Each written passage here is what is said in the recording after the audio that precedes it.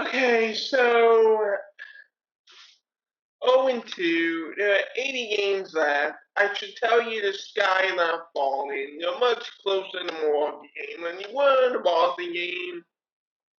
And that's not the kind of fan I am. I'm the fan who is overly zealous on every game. I'm the fan that is passionate on every game. And generally, what I said in the summer league, for example, I think it applies for the regular season for early games. You want to plant a seed. You want to get yourself in a positive momentum. And I'm not saying you should have gone 2-2, but I at least thought 1-1. I at least thought 1-1. I thought that this team could be 1-1, and the story is Joel Embiid, but then it also goes deeper than Joel as well. But okay, we'll start with Joel. I will give Joel this in fairness. I thought this was a shitty officiating game, and no one wanted to call it out, but it was shitty officiating, where Joel tried to go with Brook Lopez, tried to go with Brook Lopez twice. Brook Lopez gets a lot of body, a lot of body. I didn't really see any deflection of the ball. I didn't see him even try to block the shot, if I'm being really honest with you. Back-to-back attempts on Lopez, no call, no dice. And it was that way for the entire game, where Maxey had a layup that should have been an and one, no call. And then finally, there was a call. There was a critical point in the game, fourth quarter. The Bucks' offensive moving screen, if any moving screen I've ever seen, but moving screen was not called. It was just a terrible officiating game. And one might say, well, you just named 4 or 5 missed calls. There were plenty of them. It was just a bad on both sides. The Bucks only got like maybe 6, 8 FIFOs, not including, and then on the late game FIFOs, intentional fouls, so you even count that. And the same thing for us. Think about it. A year ago, Harden and Embiid are among the best at getting to the FIFA line. A lot of contact, a lot of rubbing arms, no calls. That being said, Joel settling for the mid-range again, settling for the deep shots. I will say this, obviously results speak for themselves as well, but I will say this in defense of people who pointed out that Joel wasn't in shape. As a fan, I don't know how to tell shape. To be brutally honest with you, I don't know how to tell shape. I've never coached players. Obviously, I've never worked out players either, and hell, I myself. I'm 5'11", 5'10", maybe even 5'9", depending on the day. But I'm around that size. Joel is a 7'2", 280 guy, so how am I necessarily without the expertise to be able to tell whether Joel is in shape or not? I can't tell that. But I can say that he's not in the right basketball spirit, where any kind of showed a little bit of life defensively late in the fourth quarter. But that gets us to what I really want to talk about because, honestly, missed shots happen and some of those stuff happens over the course. And Joel shot over 50% in the Boston game. It's more about, going from A to B is what I termed it in my last video, and it's what I'll term it now. Going A to B. One of our go-ahead shots, the tying shot, where Joel gets a pump fake, gets the defender in the air, kicks it to Harden for an open 16-footer. That's going from good to great. That may have been one of the few passes that I've seen, even in this game, not including the small ball lineup of Harden when that was just Harden going off. But generally, this team right now is an F at going from good to great. This team has no ability to go good to great at all. 0. This team has no ability. It doesn't even look to go good to great. Like I said, count on your hand how many times you get a third or fourth pass. Tobias Harris gets open on those good to great passes. And we saw Tobias not down a three and one that rimmed out, and that was a great look. He could have shots like that. PJ Tucker could have shots like that. I thought Tyrese Maxey would have shots like that. Our 3-point shots are going down because of this offense. Where is good to great? Where is it? We're not going from good to great, and that's why we have a bad offense right now. No good to great, no connection on the offensive end. Just absolute zero. And it's painful to watch, and it's the number one reason you're 0-2. You're 0-2 because you're selfish, because you're not playing for each other. You're not playing cohesively on the offensive end of the floor. And if this continues, people will be like, it's 2 games. Well, if you don't clean this up, it's going to be 5 games, it's going to be 10 games, it's going to be 15 games. And all of a sudden now, the trajectory of your season is different because you didn't take the time now to correct what's happening. That's on offense. Defense, probably a lot better, particularly especially in that second half run. Because, and again, this is where you can really criticize Joel. Stanley Gundy pointed it out. Obviously leaning on your ass. I know you want the call, but just leaning on your ass, that's not it. Being on the floor, that's not it. You're just going to have to get up and get back into the play. And I thought he did that in the fourth quarter, but you keep saying you want to be the best player of the year. You keep saying this. You keep talking. You talk, but you need to walk the walk on the defensive end of the floor, and you're not doing that whatsoever.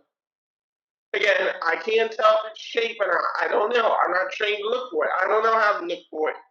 But I will call it out and agree, whether it's your shape or whether it's your spirit or whether it's both. Well, you're not there, but we needed to be on the defensive end of the floor. But it's not all Joel. From the very beginning, we were all curious about the PJ Tucker Tobias Harris thing.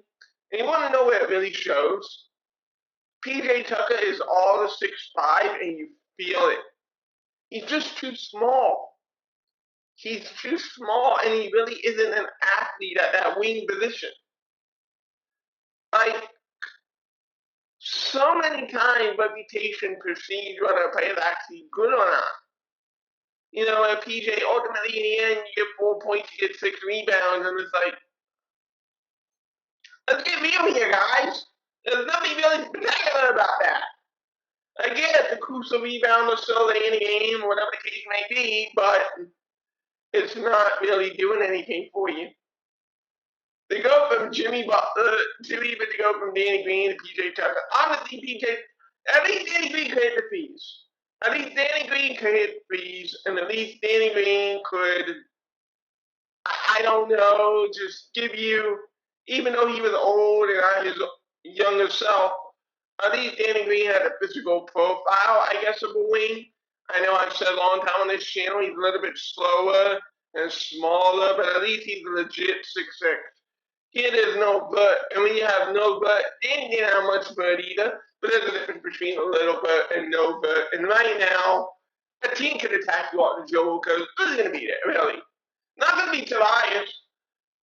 So much in the national media. Praise Tobias Harris for being, I guess, okay at defense. Like, come on, man. What are we saying here? And obviously, some will be like, oh, well, look at Maxey. Maxey is okay at defense. I feel like a lot of the time for Maxey, it's about his foot speed and it's about over pursuing and just getting out of control when it comes to rotating on screens. He's a better on-ball defender than off-ball defender. And Harden is a better off-ball defender than on-ball. You should switch defensive responsibilities. I'll tell you, Maxey guard the ball handler. I'll have Harden come off screen rolls and use his strength like he did in Giannis that possession. Because if you actually Maxey to fight off screens and stuff like that, it's not that he can't, but that he doesn't trust himself defensively with his speed. So he gets himself hefty kilter, if you will, on the defensive end of the floor when it happens, when you screen him one path away.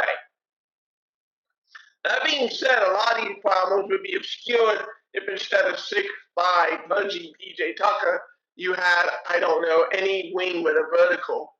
even on the bench, stay in your house, right? Matisse Bible is an athlete, but since I mentioned Matisse Bible name, let me get to Doc Rivers. Oh, Doc, you beautiful, ignorant man. So, you decided to go small with PJ Tucker at center, and it unlocks something. It brings you back to Houston Harden. Your 21 action, your Chicago action, and get yourself in those opportunities. And it works. Stunningly, it works. By the way, you could do the same with Paul Reed. It's weird. The Harden Paul Reed miscommunication. It's weird because Paul Reed likes to dive, and by dive I mean with some screens you can set a screen and you'll take 1 or 2 more seconds to get to the rim. In Paul Reed's case, he's looking to head start to the rim, head like a gazelle. Yeah. But it's odd because even though he's a diver, so was Clint Capella. Clint Capella was a diver too. Clint Capella dived to the basket. So it's really a timing thing between Harden and Paul Reed, which reps would help, but I don't get it. Also looking for it. The reason why Paul Reed wasn't that possession when there was a turnover, the reason why Paul Reed wasn't looking for the ball is because Paul Reed got to a point where it's like, okay, Harden isn't going to feed me here because it just hasn't happened. And that's why it comes down to reps. Those two guys need reps together. So, for example, if there were a game and Embiid were out, I would just play Paul Reed in those situations because, let's be honest, in an Embiid game that he's out, you're not going to win anyway. But I need to get Harden with some reps with my backup center, prefer backup because hell isn't going to defend anybody. So the only way I can get Harden and Paul, right, is if I put those two together for a substantial amount of time in the game, win or lose, because again, you're 0-2, and it's really looking bleak, being honest with you. Or maybe I'm just a bleak guy, and I feel like, you're going to hear positives, right? Everyone will be like, it's 2 games, whatever. I feel like in order to get a full picture, you need someone to be bleak. So I'm going to be bleak. Offensively right now, it's awful. Defensively, you lack verticality. But the biggest reason of all is Doc Rivers. So how did he get back to this? Again, you play the small ball lineup, you get back in the game. Number one, you can finish the game with the small ball lineup. Number two, you want to make substitutions. And let's say you want to size the verticality to go with that small ball lineup. You could have went with Paulie and you could have went with Maxey. You don't need to play Embiid in that situation because obviously he wasn't playing well. But no, Doc, you go back to Embiid and the momentum kind of goes away from there when it looked like that Harden-led lineup was honestly going to take the game. James Harden was on something else. I still believe in the Embiid Harden 2-man game, but it's a 2-man game. I need Embiid to step up on both ends of the floor. Anyway, back to what Doc was doing. So, okay, you're back and forth, and you get that one great shot that I mentioned where the first time he went from good to great, Embiid to Harden. So you're up by 2. They call a timeout.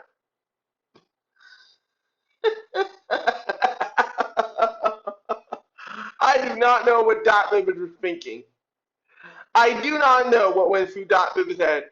I am up 2 points. This lineup is going great. Well, the most part of the lineup, then they got Embiid in it, etc.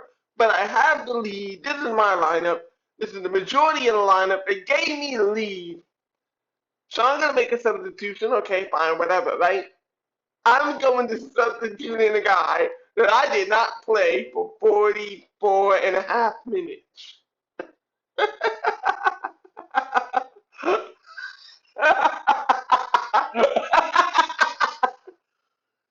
Doc, are you fucking kidding me? What? This role that you have Matisse Bible in? Stop it. Stop it. It's stupid. It doesn't work like that. In Major League Baseball, you get it. I have a setup guy who goes into my closer.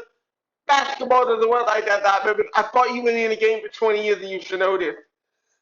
So when D-Bible comes in for defense, PJ Tucker's confused. They give up a wide open three-pointer for the Bucks to take the lead. Fire Doc Rivers. Fire Doc Rivers. Fire Doc. It's that simple, guys. To get to where we want to go, obviously players have to play better. But the big takeaway, fire Doc Rivers. This will be the Fire Doc Rivers podcast. Fire Doc Rivers. Because this man can't coach. Didn't really do anything in Orlando. The only reason his Boston tenure ends in the championship is at any age gets him Paul Pierce, Ray Allen, Kevin Garnett, Rajon Rondo together. Doesn't do anything noteworthy with the Clippers, even with Paul George and Kawhi together. And now it's just getting worse each and every year in playoff where it's like, it's time for the guard to change. You have Sam Cassell on that staff, you have Dave Yeager on that staff, you have Dan Burke on that staff. Pick one of them, ditch Doc. Because I've seen enough. I know I'm not winning a championship with Doc Rivers. Players play, coaches coach, and players control 60% of the game. But the 40% of the game, Matisse, Cold, Daniel House, your backup five situation isn't really working out for you. You had the idea in the preseason, let's play two bigs together. You completely abandoned that for God knows what reason.